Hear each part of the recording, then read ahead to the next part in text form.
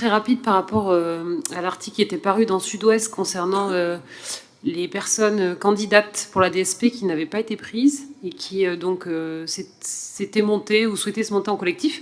Est-ce qu'elles ont pu être reçues par les services de la mairie? Et si oui, savoir où ça en est. Et peut-être est-ce que vous êtes déjà en train de penser à une évolution de l'exploitation des plages par rapport à cette problématique en fait qui va se renouveler à chaque renouvellement de DSP. Merci. Merci pour votre question. Alors, en ce qui concerne le collectif qui s'est monté, j'ai reçu, depuis que je suis sortie du Covid, bon nombre de candidats. Alors, je ne les ai pas reçus tous ensemble parce qu'ils ne m'ont pas spécifié de demande globale, mais je les ai reçus au cas par cas.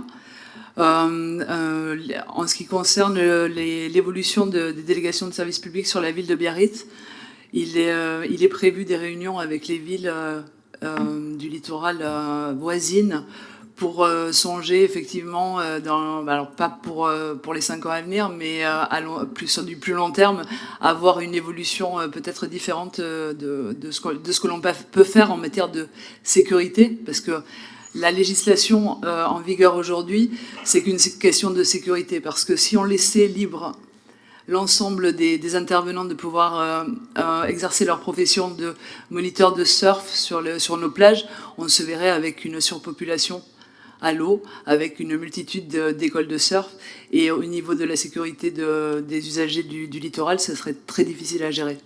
Voilà. Vous supposez qu'il y a eu des promesses. Il n'y a pas eu de promesses. Je ne sais pas, c'est la question. Non, il n'y a pas eu de promesses, puisque nous avons même dû dire non à des proches ou des enfants de proches que nous connaissons même depuis l'enfance, et ces gens-là, nous n'avons pas pu les accepter, donc nous n'avons fait aucune promesse.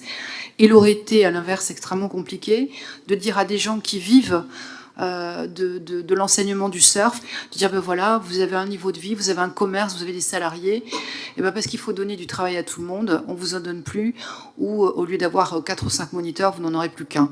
Donc c'est un vrai crève-cœur que de dire non, de rationaliser. Je pense qu'effectivement le modèle tel qu'on le connaît aujourd'hui, et Géraldine l'a bien rappelé, il touche à sa fin. Je pense que c'est compliqué.